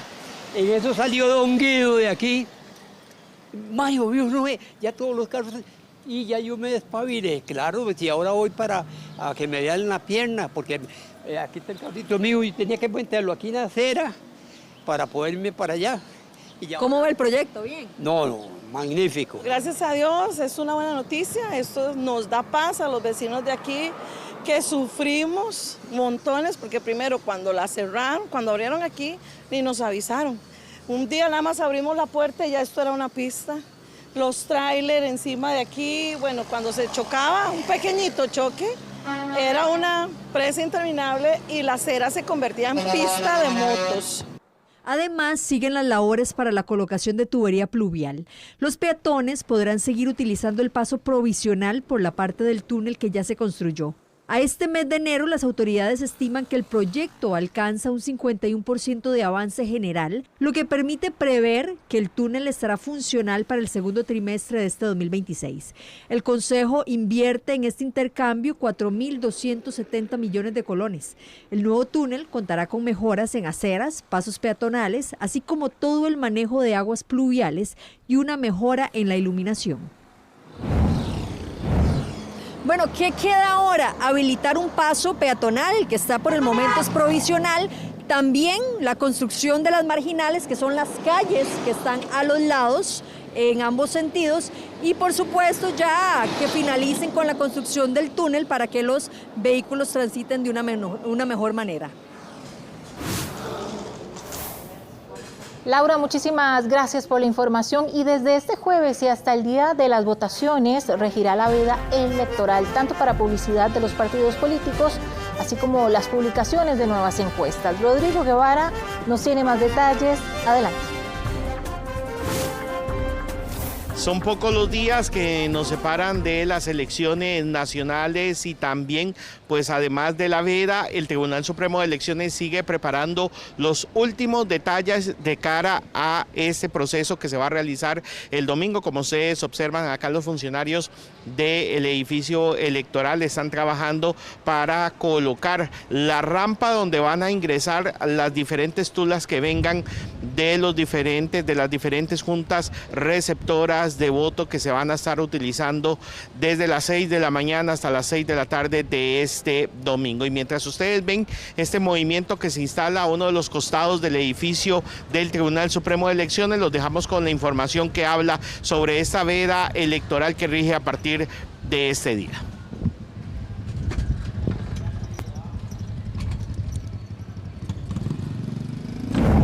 Los ciudadanos costarricenses vivirán una relativa calma durante los próximos días debido a la veda electoral que rige hasta la sesión solemne del Tribunal Supremo de Elecciones, cuando se den a conocer la voluntad del pueblo. Eso significa lo siguiente: no se podrá difundir o publicar parcial o totalmente las encuestas. También no se podrá revelar resultados de las elecciones infantiles hasta que finalice la sesión. No podrá difundirse ningún tipo de propaganda ni en medios ni en redes. Así lo dispone el Código Electoral. Esas actividades están prohibidas por la legislación electoral y por supuesto quien las publicase se expone a multas importantes. Eso es muy importante tenerlo presente porque pues estamos ya cerrando, ¿verdad?, toda esa etapa de actividades públicas, repito, y de encuestas y sondeos de opinión. Por otro lado, si hay anomalías, las personas tendrán diferentes herramientas para denunciar este tipo de situaciones durante el día de las elecciones. Se habilita el fin de semana de la elección la línea 800 elector, que es una línea de denuncia que va a estar habilitada todo el fin de semana para poder canalizar cualquier tipo de inquietud o denuncia específica sobre alguna situación que se esté presentando que la persona pueda considerar estaría poniendo en riesgo ese normal desarrollo de la jornada electoral. Algunos partidos políticos tendrán actividades cerradas con sus simpatizantes en los próximos días. La campaña en lugares públicos finalizó el fin de semana anterior. Recordemos que ese domingo va a estar cerrado este perímetro donde estamos ubicados, que es el costado sur del Tribunal Supremo de Elecciones, y que prácticamente pues va a tener el ingreso de los camiones que traen los diferentes materiales electorales que se van a estar utilizando durante este domingo. Recordemos que el escrutinio, o sea, el conteo manual de votos, va a iniciar el martes de esta próxima semana con el objetivo de verificar los resultados que se van a estar dando a partir de las 8:45 de la noche de este domingo 1 de febrero. Gracias, Rodrigo. Muy buenas tardes a nuestra audiencia. Por supuesto, yo estoy muy contento por varias cosas. Una, porque faltan 3 días nada más para las elecciones nacionales, y aunque para nosotros, para mi generación, para la generación de mis papás, tal vez menos para la generación de nuestros abuelos, es una cosa muy común salir a votar cada 4 años. Realmente hay muchos países en el mundo, algunos cercanos a nosotros, donde pasan 2 cosas. O la gente no puede salir a votar, o la gente sale a votar sin la garantía de que su decisión sea respetada. Lo hemos visto mucho, por cierto, en nuestra América Latina durante las últimas décadas. Por eso yo estoy muy orgulloso de que hoy me acompañe la presidenta del Tribunal Supremo de Elecciones, doña Eugenia Zamora, una institución respetadísima en todo el continente, a nivel mundial, querida además por los costarricenses. Doña Eugenia, bienvenida a Noticias Repretel, ¿cómo le va? Muchas gracias, don Randall. No, al contrario, una alegría para mí, para el tribunal, que nos permitan este espacio, porque es a través de ustedes que podemos pues irle contando, ¿verdad?, a toda la población, a los ciudadanos y ciudadanas, cada una de las etapas del proceso electoral, que como bien usted decía, empieza a las... en territorio nacional a las 6 de la mañana el domingo hasta las 6 de la tarde. Es una de las jornadas más largas en América Latina. 12 horas tenemos para votar. No hay excusa para no ir. Y aunque en el exterior empezamos el sábado a las 4 de la tarde, que se abre, por la diferencia horaria, que se abre la mesa en Canberra, en Australia. Así es, de hecho, a las 4:05 yo esperaría que tengamos ya el primer voto de un costarricense registrado en el mundo. A mí su trabajo me parece un poco ingrato a veces, doña Eugenia. Bueno, a veces no, la mayoría del tiempo. Porque creo que a veces la gente desconoce, sin culpa, que no es el Tribunal Supremo de Elecciones el que pone las reglas del juego. Si yo lo comparo, discúlpenme que ponga una comparación tan burda, con el fútbol, por ejemplo, ciertamente el tribunal es el árbitro, el que fija que las reglas se cumplan, pero el que pone las reglas no es el Tribunal Supremo de Elecciones, sino son los diputados de la Asamblea Legislativa. Es decir, si algo se puede o no se puede hacer durante la campaña política, no es decisión del tribunal, sino decisión de los diputados. Y ese me parece un proceso ingrato, porque ciertamente hay una buena cantidad de costarricenses, insisto, por desconocimiento, sin culpa, creen que son ustedes, doña Eugenia, los que fijan las reglas. No, en general están fijadas en el Código Electoral. El tribunal, por supuesto, tiene la potestad de reglamentar esas reglas fijadas por los legisladores, las legisladoras en el Código Electoral, pero aún ahí hay reglas superiores al Código, las de la Constitución Política y también la Convención Americana de Derechos Humanos de la que forma parte el Estado costarricense. Entonces hay una serie de principios y normas específicas que después se detallan más desde el punto de vista de la reglamentación, pero sí, son las reglas de nuestro ordenamiento jurídico impuestas en las normas por nuestros representantes, nuestras representantes en la Asamblea Legislativa. Y al tribunal le toca, como dice la Constitución, organizar, ¿verdad?, vigilar, fiscalizar que esas reglas se vayan cumpliendo a lo largo de todo el proceso electoral y en general siempre, ¿verdad? Bueno, Eugenia, a mí este proceso me parece muy desafiante y ya le voy a preguntar su opinión, pero yo dije un día de estos que no había un proceso electoral donde tuviéramos más información que este. Pero si nos imaginamos un vaso, cuando usted pone un vaso de agua debajo del tubo para servirse agua, si usted abre mucho la llave y sale mucha agua, realmente el vaso queda sin agua porque el agua se desparrama a lo tico, se desparrama del vaso, ¿verdad? Y yo creo que el hecho de que tengamos tantísima información no necesariamente significa que vayamos mejor informados. Y a veces tengo la impresión de que hemos recibido demasiada información, como el vaso, y que no se ha llenado, sino que está, difuminada, digamos, entre tanta información. Y eso me parece un importante desafío de este proceso electoral. Quiero saber qué piensa usted, doña Eugenia.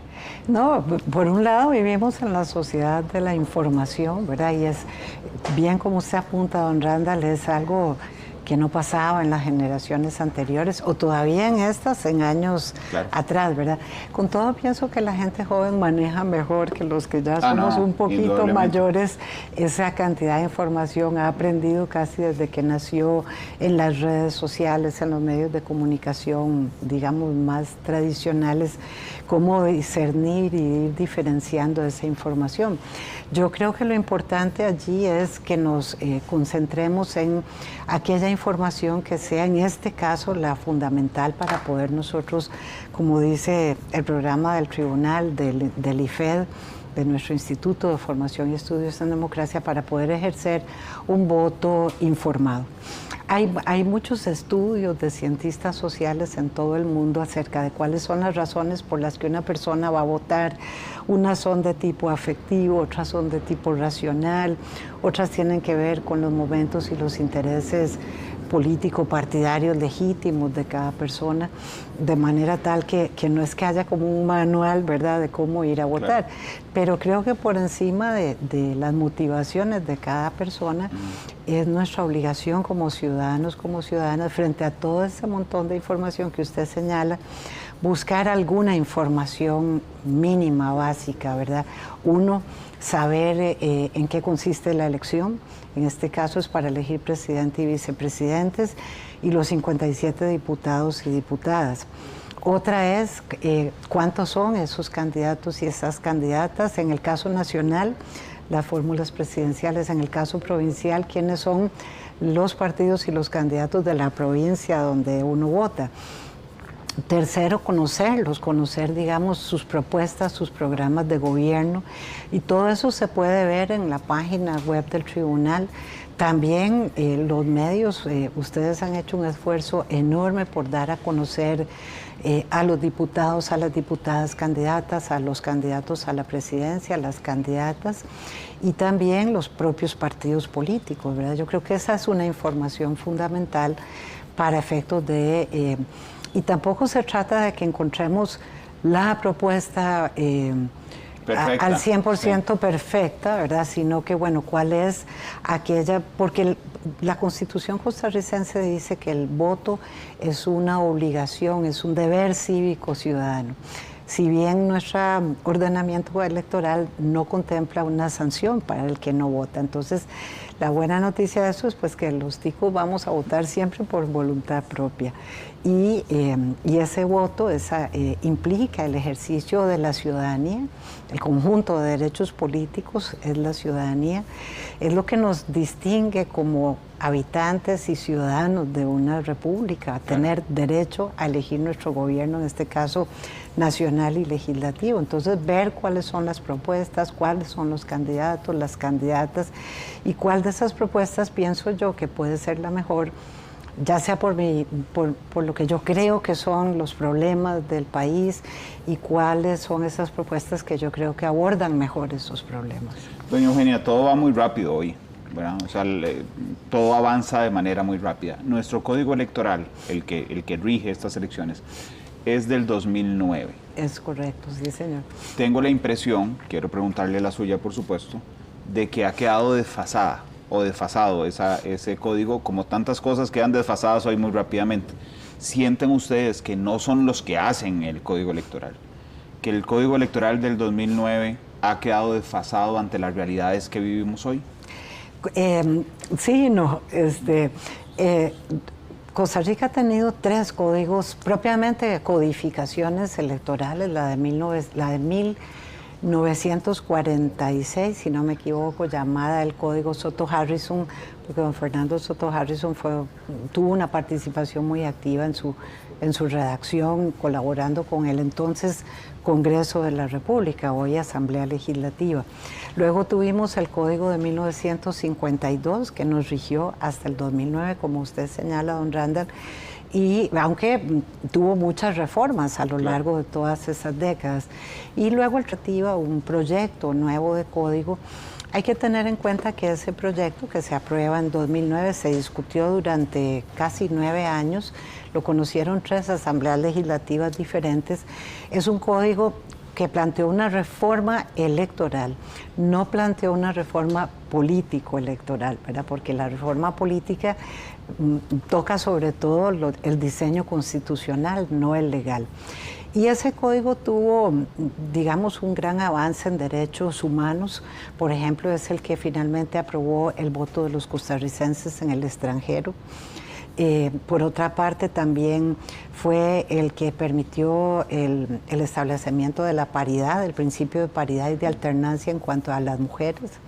Y por último, que fue tal vez la razón principal de ese documento, mejorar, digamos, los temas de financiamiento partidario. Entonces, en muchas cosas creo que hay principios que continúan, que estaban ya en el Código de los 40, en los 50 y que permanecen hoy.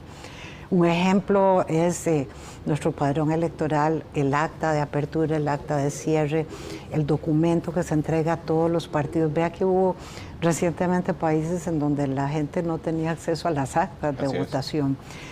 Pero en la parte de financiamiento, que fue una de sus razones principales, realmente pensamos nosotros que requiere reformas y que, aunque algunas van por la vía constitucional, por eso el tribunal hace 2 años presentó ese paquete de reformas a la Asamblea Legislativa. Son 3 temas, pero uno de ellos implica reforma legal y reforma constitucional.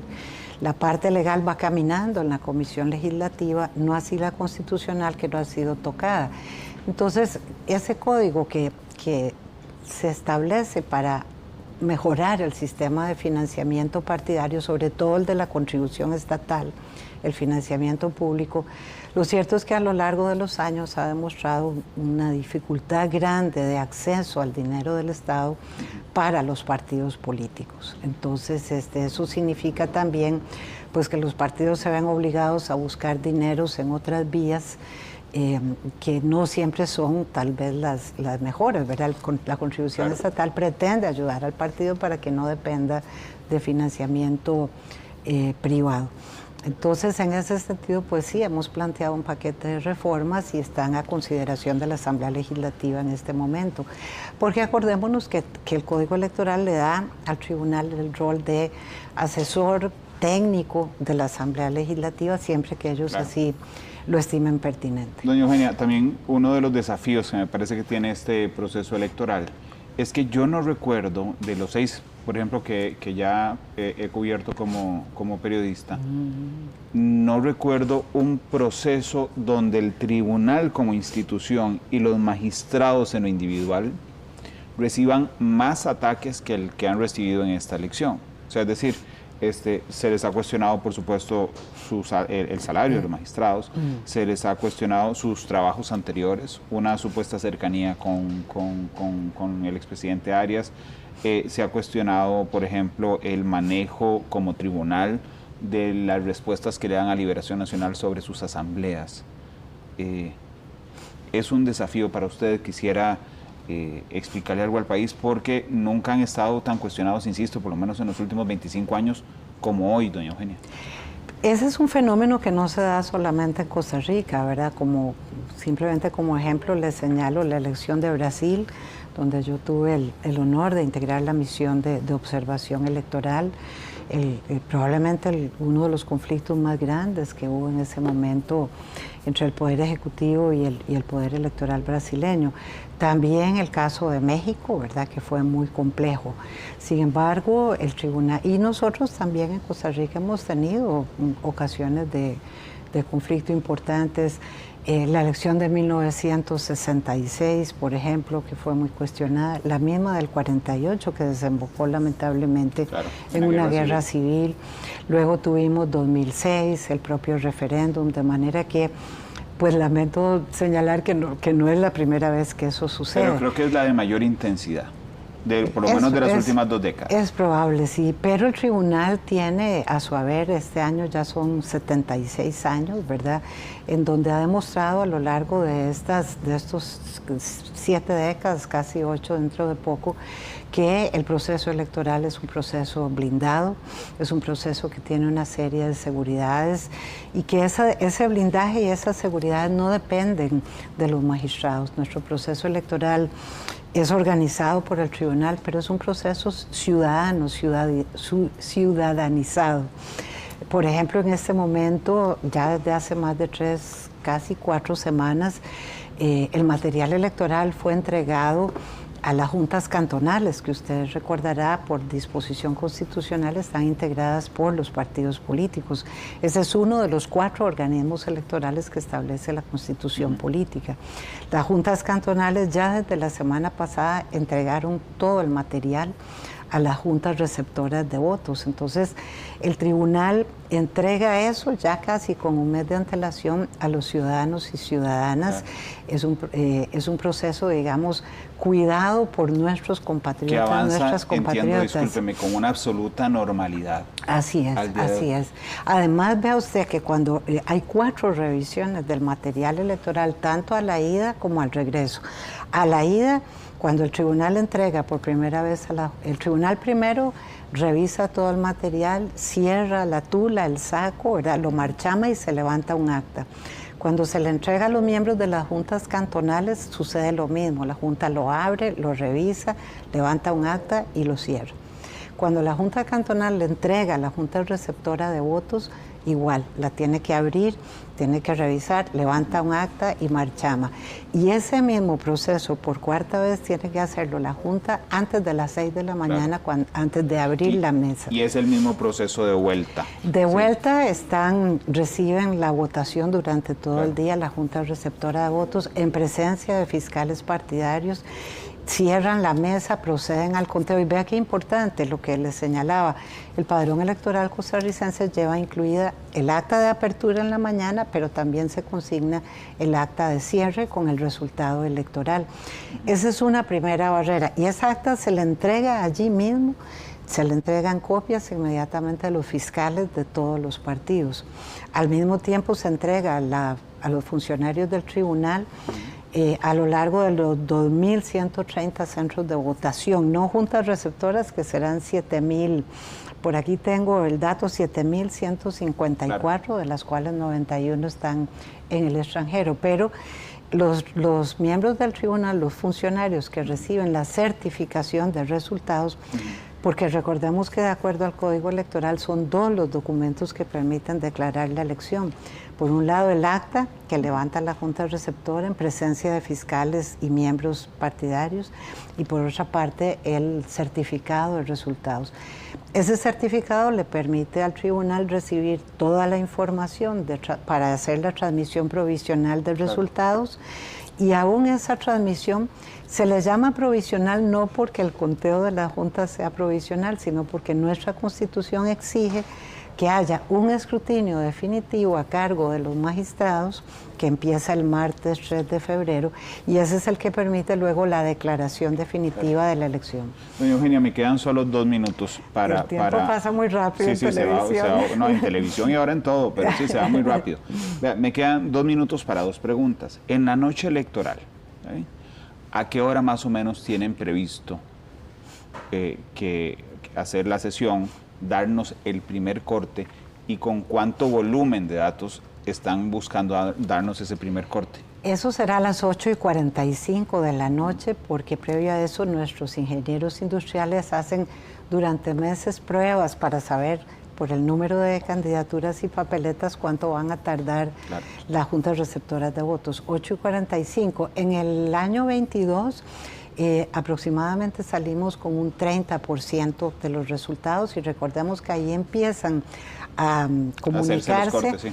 Ese corte se cierra el lunes al mediodía, a las 12 en punto. Entonces podríamos ser más o menos así, con 30% podríamos arrancar, es la expectativa. Ojalá, es nuestra esperanza, sí, claro, vamos a ver, puede ser menor. Y luego después de esa hora, que empieza la sesión solemne, y al terminar la sesión se largan esos primeros resultados, se va a hacer un corte cada 15 minutos hasta las 10 de la noche, que es el grueso de recepción de transmisión, y luego de las 12 de la noche aproximadamente cada media hora, 1 hora, ya prácticamente a las 3 de la mañana entran muy pocos, claro, lo que antes se llamaba los telegramas, hoy entran por vías tecnológicas más modernas. Doña Eugenia, y mi última pregunta en el último minuto es: ¿cuántos observadores internacionales vamos a recibir, porque entiendo que en el ámbito internacional y en el nacional, ellos le dan muchísima legitimidad internacional, por supuesto, a los resultados que nosotros presentemos. ¿Cuántos observadores tendremos? No tengo por aquí el total, pero no me va a dar tiempo de buscar la hoja exacta, pero está... Si anda ahí cercano, no pasa nada. Claro, la misión de observación de la Organización de los Estados Americanos tiene aproximadamente 30 personas. Tenemos también la misión de observación de UNIORE, que es la Unión Interamericana de Organismos Electorales, son nuestros colegas del tribunal, por así decirlo, y esa misión que viene liderada por el doctor Vélez de Puerto Rico, de la Comisión Electoral de Puerto Rico, aproximadamente incluye 22 países, algunos tienen varios organismos electorales, entonces es más de una persona por país. Viene también la misión de la Asociación de Magistradas Electorales de las Américas, sobre todo que pone el ojo en el tema de paridad y en la elección de la representación femenina. Vamos a tener también por primera vez en Costa Rica la misión de la Unión Europea, que se instaló acá ya desde principios de enero y estará hasta el 13 de febrero en principio. En caso de haber segunda ronda también estará presente, igual que los otros. Está la Universidad para la Paz, que aunque tiene sede en nuestro país, en Ciudad Colón, pero es de Naciones Unidas. Sí, y bueno, imagínense que la Defensoría de los Habitantes, también tenemos la Asociación de Defensores de Iberoamérica, que ya están llegando hoy al país, esos son por lo menos unos 30 personas, y la Defensoría de los Habitantes de Costa Rica va a participar con 400 jóvenes que van a ser observadores también a lo largo y ancho del país del proceso electoral. Son muchísimo más internacionales, yo calculo que más de 200, y solo del país tendremos más de 400. Doña Eugenia, muchísimas gracias por habernos acompañado. Gracias a usted, don Randall, y por el espacio que nos brinda, y bueno, los esperamos para... Ahí estaremos todo el día el domingo, todo el día, doña Eugenia. igualmente a la orden. Y estaremos todos pendientes de la sesión solemne, por supuesto, la noche electoral, y de los resultados, y nos iremos del aire hasta que sepamos qué pasa, si hay presidente, si hay presidenta, o si hay segunda ronda. Doña Eugenia, muchas gracias. Y también diputados. Y recordemos que es un resultado provisional porque faltará el escrutinio definitivo que empieza el tribunal en ese conteo y revisión a partir del martes 2. Doña Eugenia, muchas gracias. Muy buenas tardes y gracias. Nosotros vamos a pausa comercial. Gracias por estar con nosotros. Sigue más noticias Repetel. Ya volvemos. Nosotros nos despedimos. Gracias por su compañía. Que Dios me los bendiga.